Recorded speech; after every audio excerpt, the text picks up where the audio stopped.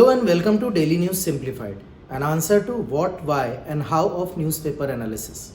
Today we have taken daily edition of The Hindu newspaper dated 13th February 2023. Topics for today's discussion are displayed on your screen. Let's begin the discussion. So the first topic of today's discussion comes from this news which featured on page number 1 of the Hindu newspaper. Now news is about President appointed 6 new governors which includes a former Supreme Court judge. New governors have been appointed for the states of Andhra Pradesh, Sikkim, Arunachal, Himachal Pradesh, Assam and Jharkhand. In the chain of events, the president also accepted the resignation of the Maharashtra government and the lieutenant governor of Ladakh. Now, from the perspective of UPSC examination in GS paper 2, issues and challenges pertaining to federal structure has been clearly mentioned. Now, governor being a vital link between the center and the state government holds significance in this regard. Apart from this, syllabus also mentions parliament and state legislature, of which governor is an integral part. Apart from this, structure, organization and functioning of the executive has been also mentioned in your syllabus. Now, Office of Governor, provisions related to it and news related to it has been a recurring theme in UPSC examination, both in preliminary as well as mains examination. As you can see here, it has asked a question in 2018 based on the features related to the Office of Governor. As in 2019, it has asked which of the following committee has suggested that governor should be an eminent person from outside the state and should be a detached figure without intense political links or should not have taken part in politics in recent past. Now try to attempt these two questions and let us know your answers in the comment box given below. Apart from preliminary examination, UPSC has also been asking questions based on governor and lieutenant governor in mains examination. As in 2018, it has asked that whether the Supreme Court judgment, which came in July 2018, can settle the political tussle between the lieutenant governor and elected government of Delhi. You had to examine this statement. So here in this discussion, we will be looking at the evolution of the Office of Governor, debate related to various provisions of the Office of Governor in the Constituent Assembly, the contemporary issues related to the Office of Governor, the recommendations or suggestions of the various committees, and various Supreme Court judgments which have been delivered in this regard. So let us begin our discussion. So as we know that Article 153 to Article 162 of the Indian Constitution deals with the various provisions related to the Office of Governor. But let us quickly look into the evolution of the post of Governor. Now since 1858, when India was administered by the British Crown, provincial governors were agents of the Crown, functioning under the supervision of the Governor General. Now, with the coming of the Government of India Act of 1935, the Governor was now to act in accordance with the advice of ministers of the province's legislature. But it retained special responsibility and various discretionary power.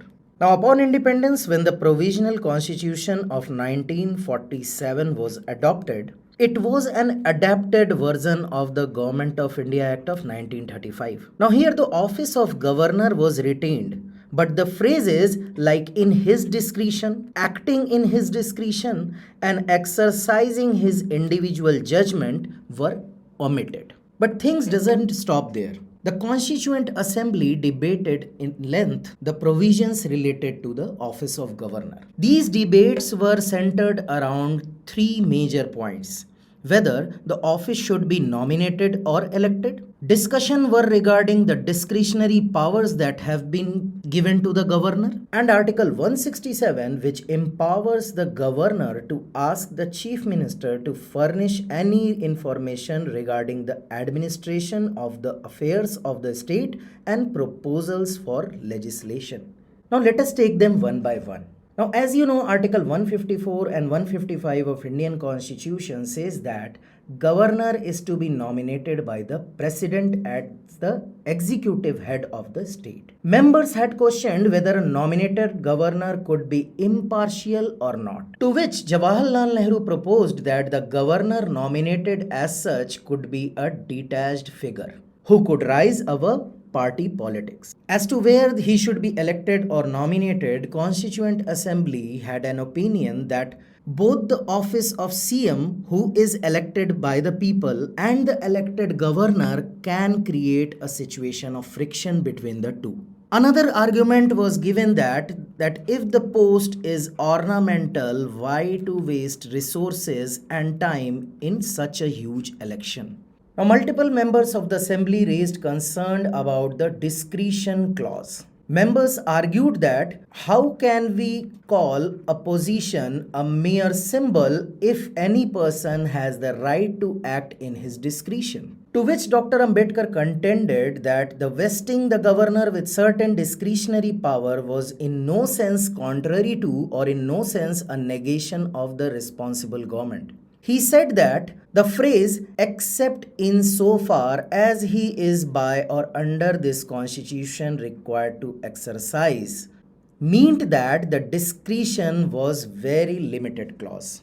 So as you have seen, various terms like in his discretion were omitted. This phrase was added to limit the discretionary power of the governor. Now, member also raised doubts about Article 167. As you know, it empowers the governor to ask the chief minister to furnish any information regarding the administration of the affairs of the state and proposals for legislation. To counter this argument, Dr. Ambedkar said that this notion was completely mistaken, as the article nowhere said that the governor could overrule the ministry. He also added that if the governor's limited duties of advising and warning ministries was also taken away, then he would be rendered a completely unnecessary functionary. So keep these facts in your mind. As the topic of the debate in Constituent Assembly has become cause for recent or contemporary issues related to the office of governor.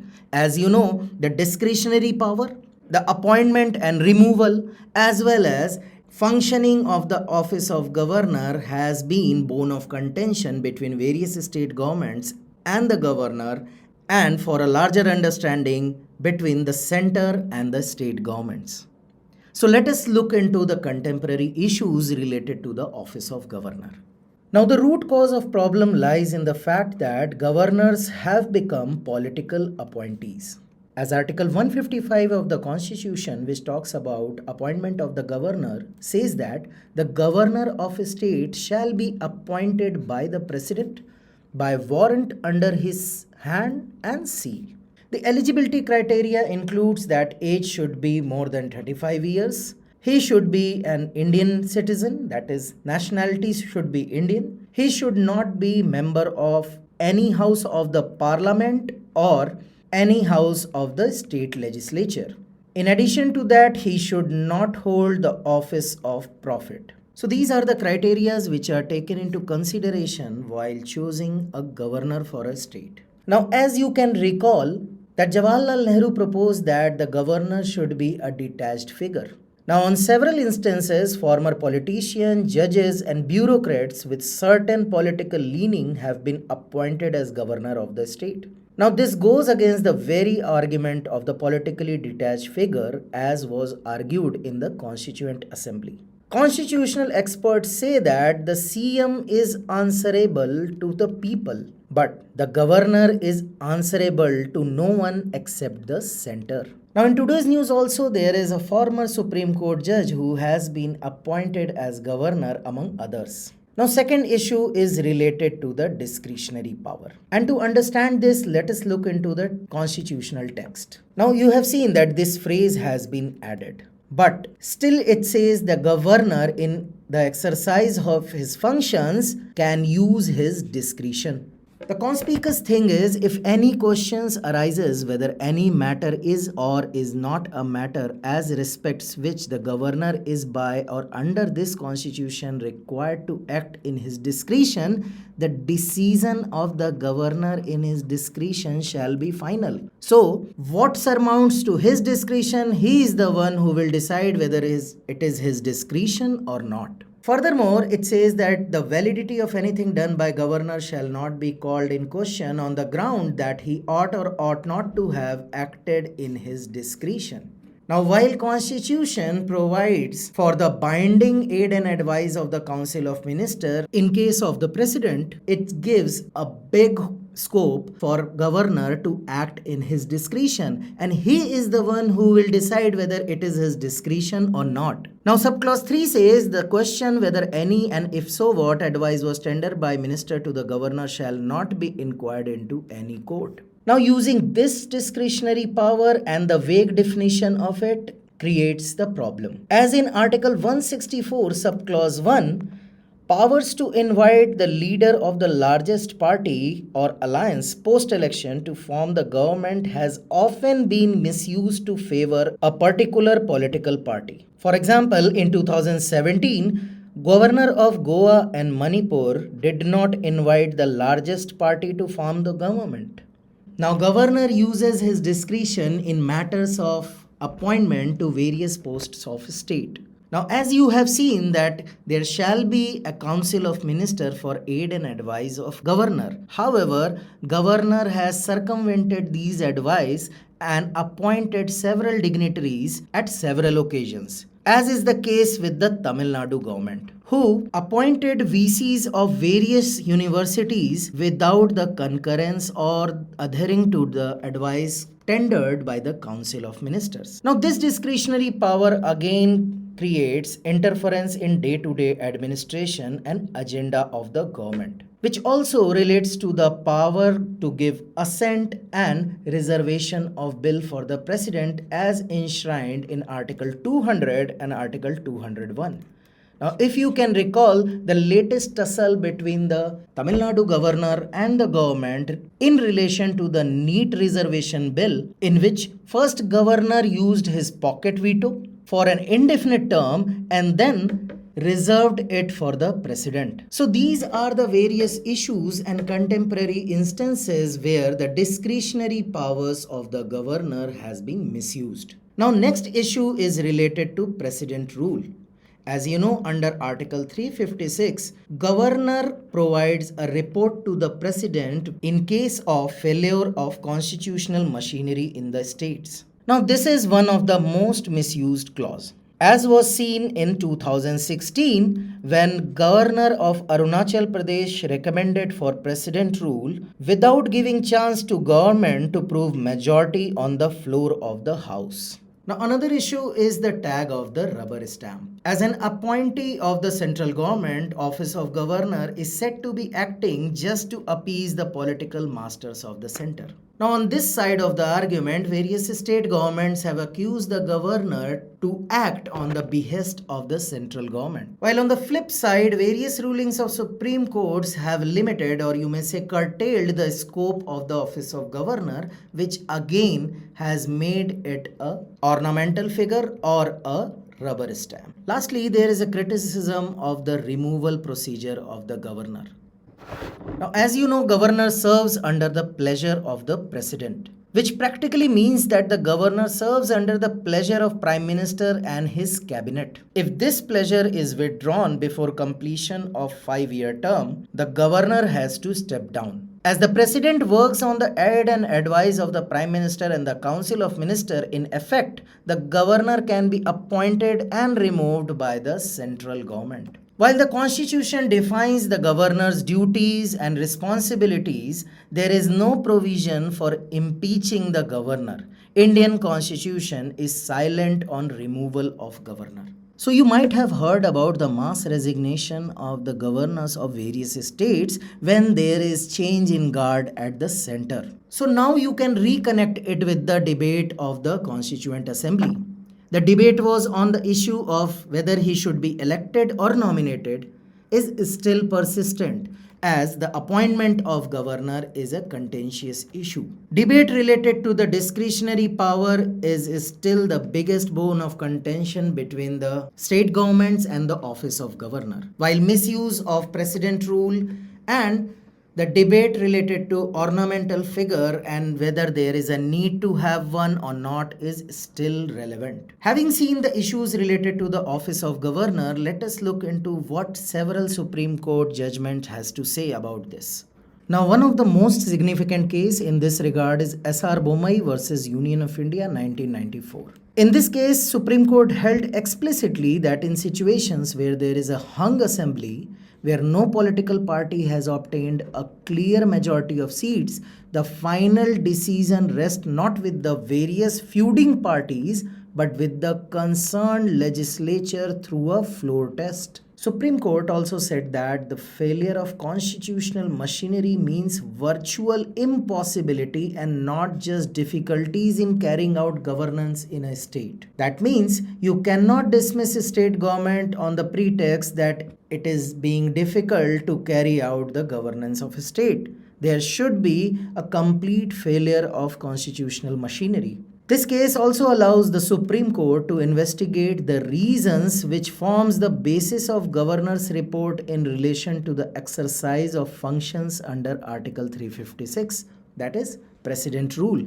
Another case is BP Singhal versus Union of India, which happened in 2010. A 5-judge bench of Supreme Court on removal of governors mentioned about the dual role of governor. First is he is an agent of the state, and second is he is constitutional head of the state. So governor has two vital roles. First is he acts as a link between center and state, and another is he is constitutional head of the state. Supreme Court further held that governor is neither an employee of the union government nor the agent of the party in power, nor required to act under the dictates of political parties. Supreme Court also elaborated on the doctrine of pleasure as it upheld that no limitations or restrictions are placed on the pleasure doctrine, but that does not dispense with the need for a cause for withdrawal of that pleasure. That means you should provide reasons for withdrawal of the pleasure of the president. The court further held that the power of president to remove governor can't be exercised in an arbitrary, capricious or unreasonable manner. The power will have to be exercised in rare and exceptional circumstances for valid and compelling reasons. The latest judgment came in Nabam Rabia judgment, which was related to the precedent rule in Arunachal Pradesh. In this, Supreme Court held that governor's power of discretion as enshrined under Article 163 is limited and it must be based on reason. This exercise of power should not be arbitrary and fanciful. So question arises, what should be done then? First thing is need for politically neutral governor. Sarkaria Commission on Center-State Relation and the National Commission to Review the Working of the Constitution, that is NCRWC, as well as Panchi Commission has reiterated the need for politically neutral governor. Panchi Commission in 2007 provided various recommendations. It says that there should be a clear guideline for the appointment of Chief Minister, so that there was some sort of regulation on the discretionary power of the governor. It said that a pre-poll alliance must be treated as one political party and let down the order of precedence that governor must follow in case of hung house. And that order of precedence is: first, priority should be given to a group with the largest pre-poll alliance commanding the largest number. Second should be the single largest party with support of others. Third should be post-electoral coalition with all parties joining the government. And last priority should be given to the post-electoral alliance with some parties joining the government and the remaining, including independents, supporting from outside. Sarkaria Commission also provides various suggestions in this regard. It recommended that governors should not be sacked before completing their 5-year tenure, except in rare and compelling circumstances. Recommendations have also made for provision to impeach the governor by the assembly. As you know, there is no procedure in the constitution related to the impeachment of the governor. However, none of these have been implemented yet. On the matter of appointment of governor, the commission felt that chief minister should be consulted for a smooth functioning and better relationship between the two in the matters of appointment of governor. Now, there are various other committees which have provided their recommendation with regard to the office of governor and center-state relation. The report of First Administrative Reform Commission in 1969 recommended that chief minister should be consulted before governor is appointed, as was reiterated in Sarkaria Commission. The Rajamannar Committee of 1971 recommended the omission of Article 356 and 357 altogether, while Justice V. Chelayya Commission in 2002 recommended that Article 356 should be used sparingly, only in rarest of rare case. The NCRWC suggested that governors should be appointed through a committee comprising the Prime Minister, the Home Minister, Speaker of Lok Sabha, and the Chief Minister of the concerned state. So to conclude, we may say that there is need to follow the recommendations of Sarkaria and Punchi and various other commissions by drafting suitable rules and procedures for the functions of the governor. The role and functions assigned to the governor during independence served a different purpose. After 70 years of independence, the condition and polity of the country has changed. So there is need to revisit the role, function and discretionary power provided to the governor in the present circumstances. Inspiration for our next discussion comes from this article which featured on page number 6 of the Hindu newspaper. Now, the latest industrial output estimates from the National Statistical Office, that is NSO, indicate an across-the-board loss of momentum in December, with overall production growth slowing to 4.3% from the November's 7.3% of pace. Now, the Union Budget's plans to provide a push for infrastructure through a substantial increase in the government's expenditure, and it would provide a big fillip to construction goods and is likely to feed through to other sectors as well in the coming months. So in this regard, if we look into the GS paper 3 syllabus, infrastructure sector has been explicitly mentioned. Now, if you will refer to previous year UPSC examination, UPSC in 2021 has asked question based on investment in infrastructure and its significance. So here in this discussion, we will be taking up why there is a need for infrastructure boost in the Indian economy. What are the constraints and challenges pertaining to the transport section? From the prelims perspective, we will look into what is harmonized list of infrastructure sector and what are the benefits of inclusion into this list. Apart from this, we will also look into what is national infrastructure pipeline and what is the share of budgetary allocation to the various sectors. So let's begin the discussion. So first thing that we should look into is why there is need for infrastructure boost in the Indian economy. The first reason is vision of 5 trillion economy. Now, in order to achieve this vision, it is estimated that India would need to spend around 4.5 trillion on the infrastructure alone by 2030 to sustain its growth rate. It will also result in boosting the demand and employment creation. Now, increased urbanization is another reason why we need infrastructure boost. As according to World Bank data, by 2030, it is estimated that around 42% of India's population would be urbanized from the current level of 31%. So in order to cater the needs of this increased proportion in urban area, we need a rapid infrastructure growth. Now, another reason is changing nature of demography in India. The Economic Survey 2018-2019 has highlighted that the share of working age population would increase from present level of 50% to 59% by 2041. While the share of senior citizen would increase from 8% to 16% in 2041. This changed demography will need the converged development of host of infrastructure facilities such as housing, water sanitation services, digital and transportation needs. Now, the biggest challenge that humanity is facing today is also a reason why we need infrastructure boost, and that is climate change and disaster resilience. Building climate resilient infrastructure is critical for people's well being, quality of life, and their economic prospects. So, having seen why there is need for infrastructure boost, let us look into what are the challenges specifically related to the development of transport sector. Now, the constraint and challenges in transport sector are too many. First is the transport network is not planned holistically. That means lack of interconnectedness and synergies in the transport network, poor intermodal connectivity, that is connectivity between different modes of transportation, lack of connectivity between ports and inland modes of transport. Another issue is poor maintenance of Indian railways, national highways, and roadways, etc. Now, there is another constraint which stems out from the limited capacity, which leads to congestion of roads and railways. Now, there is another issue of modal imbalances.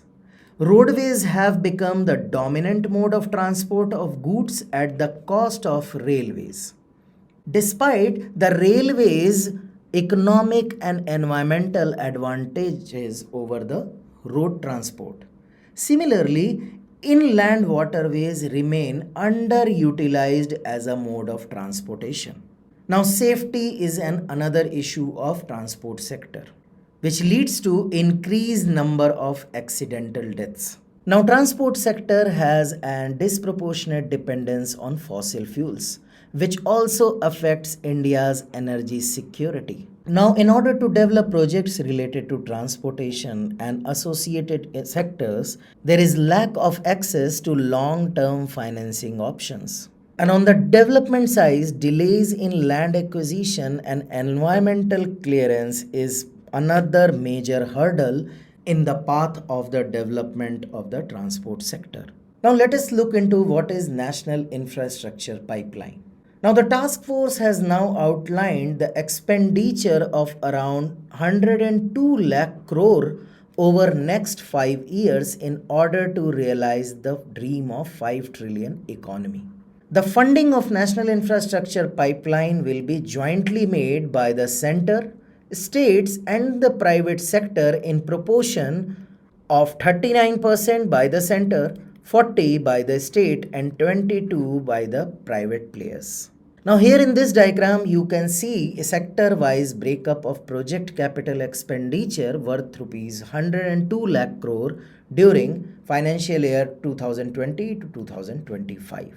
And you can see energy sector is garnering the highest share, that is 24%, followed closely by the road sector, that is 19%, and railways stands at the third place, while the urban infrastructure is at fourth place. These are four major sectors which are having the major portion of the allocated 102 lakh crore of the estimated capital expenditure. So let us have a look at what is harmonized list of infrastructure sector.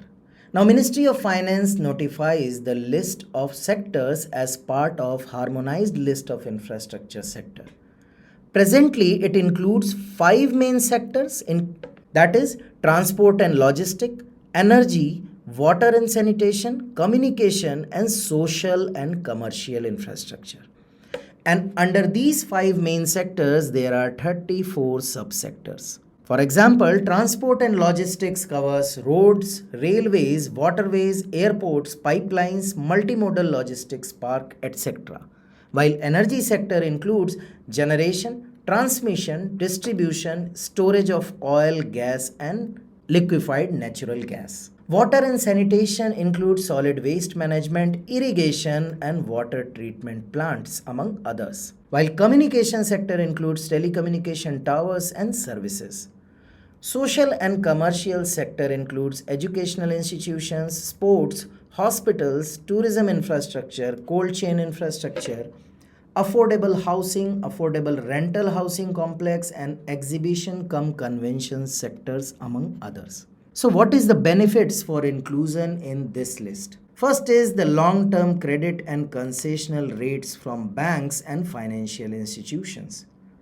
Second is easier access to long-term funds from insurance companies, pension fund companies on easier terms. These listed sectors also have easier access to overseas borrowing through external commercial borrowings. They are also eligible to borrow money from development banks such as India Infrastructure Financing Company, that is IIFCL. It also provides them easier access to investment from sovereign wealth funds of other countries.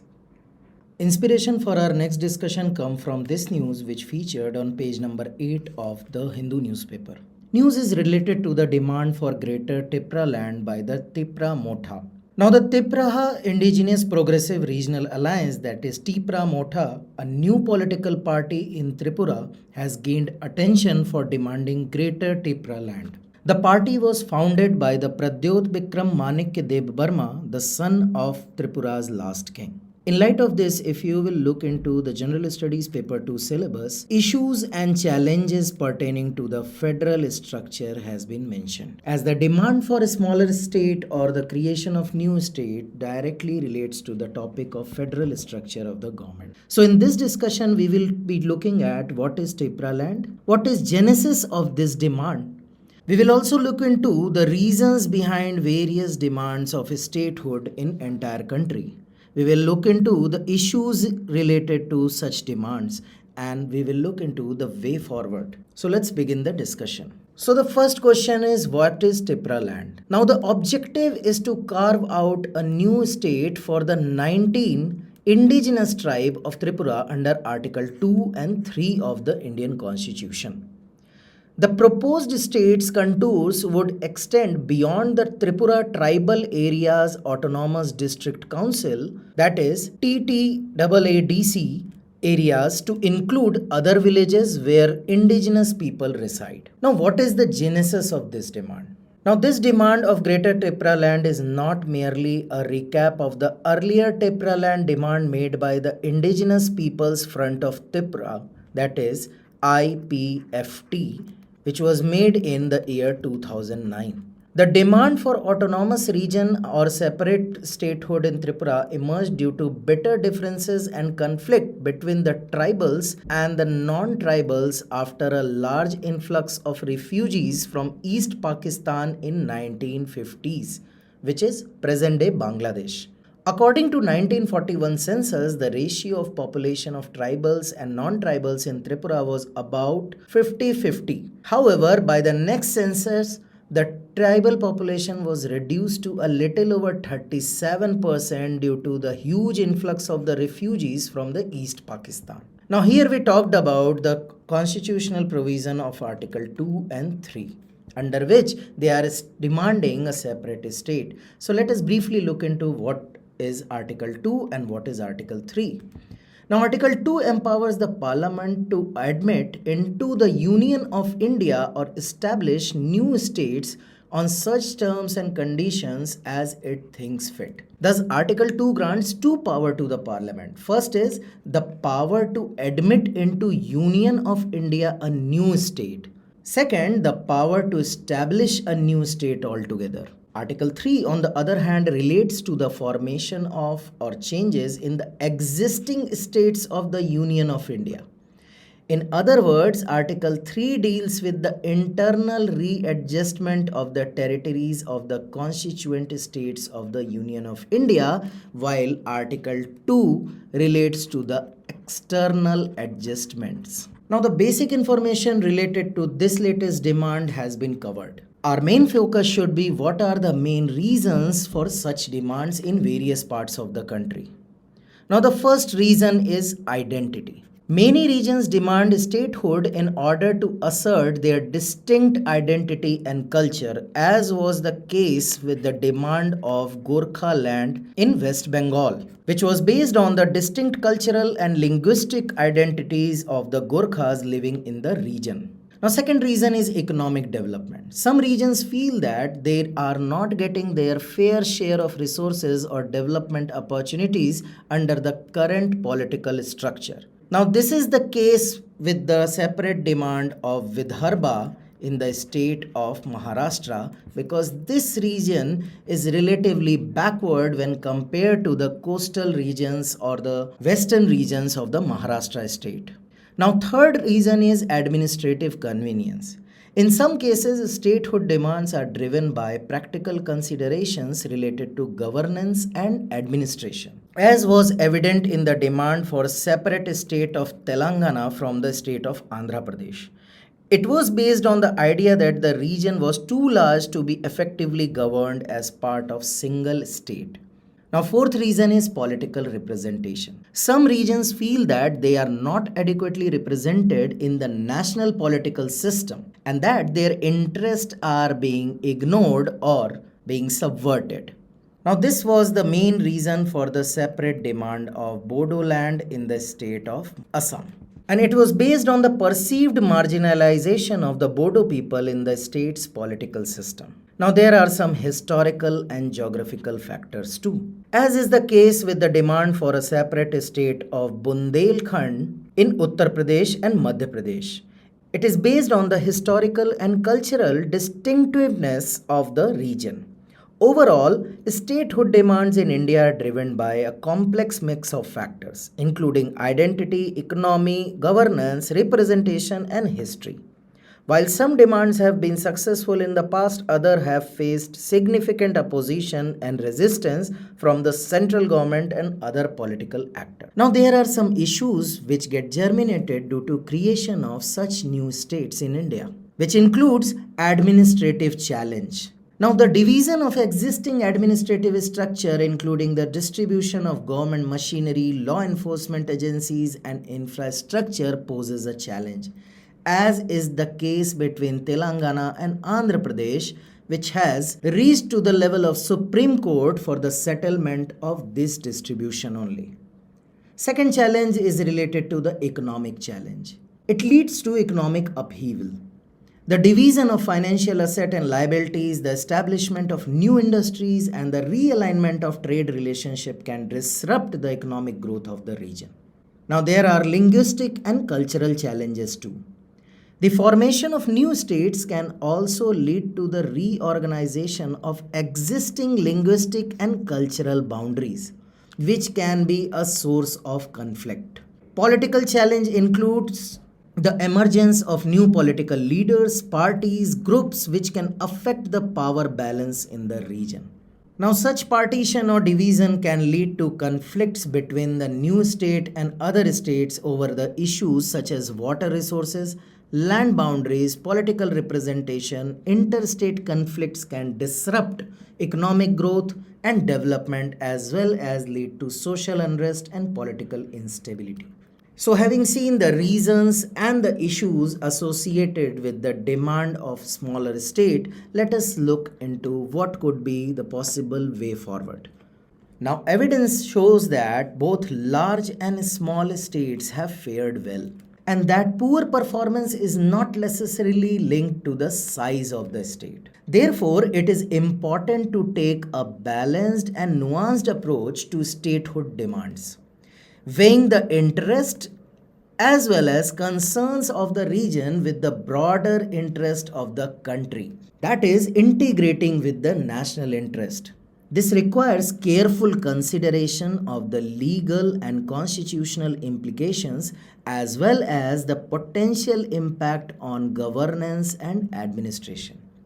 It is also important to ensure that any solution is sustainable and acceptable to all the stakeholders and must not cater to the narrow interests. Overall, statehood demands should be evaluated on case by case basis, taking into account the specific circumstances and factors driving the demand, as well as the broader interests of the country. A balanced and inclusive approach that considers the concerns of all stakeholders can help to ensure a sustainable and acceptable solution for all the parties. Now, inspiration for this discussion comes from this news which featured on page number 1 of the Hindu newspaper. Now, this news is about the kicking off of the 2-year celebration to commemorate Maharshi Dayanand Saraswati's 200th birth anniversary. And at this function, Prime Minister said that the Arya Samaj founder removed all evils falsely attributed to religion with the light of religion itself. Now, if you will look into the General Studies Paper 1 syllabus, the modern Indian history from about the middle of the 18th century until the present is very much important, as it mentions significant events as well as personalities. And questions based on personalities have been a recurring theme in the UPSC preliminary examination. As in 2018, UPSC has asked a question related to the various personalities from the Indian history. So try to attempt this question and let us know your answer in the comment box given below. Now we will be covering important facts and information related to Maharshi Dayanand from the preliminary perspective itself. So let's begin the discussion. Here are some basic information like his date of birth, which was in 1824, his place of birth, that is Tankara, Gujarat. The most important thing is the movement in which he was involved, namely Arya Samaj, Shuddhi movement and Back to Vedas movement. His publications included Satyarth Prakash, Yajurved Bhashyam and Sanskar Vidhi. He died in the year 1883 at Ajmer, Rajasthan. Now his original name was Mool Shankar, and he was attracted towards the spiritual realm after the death of his sister when he was just 14 years old. He wandered for next 20 years in quest of finding answers for his questions. At last, he arrived at Mathura where he met Swami Virjananda. Mool Shankar became his disciple and Swami Virjananda directed him to learn directly from the Vedas. Swami Virjananda entrusted Mool Shankar with the task of spreading Vedic knowledge throughout the society and rechristened him as Rishi Dayananda. He was associated with the Shuddhi movement, which was introduced to bring back the individuals to Hinduism, who were either voluntarily or involuntarily converted to other religion like Islam or Christianity. Shuddhi or purification was important to those who sought their way back to Hinduism, and the Samaj did an excellent work in penetrating the various strata of society, taking back the depressed classes into the main folds of Hinduism. He was also associated with various educational reforms. He was fully convinced that lack of knowledge was the main culprit behind the adulteration of Hinduism. He set up a number of gurukuls to teach his followers the knowledge of the Vedas and for them to spread the knowledge further. And this is exactly what our Prime Minister was talking about. Inspired by his beliefs, teachings and ideas, his disciples established Dayanand Anglo-Vedic College, Trust and Management Society after his death in 1883.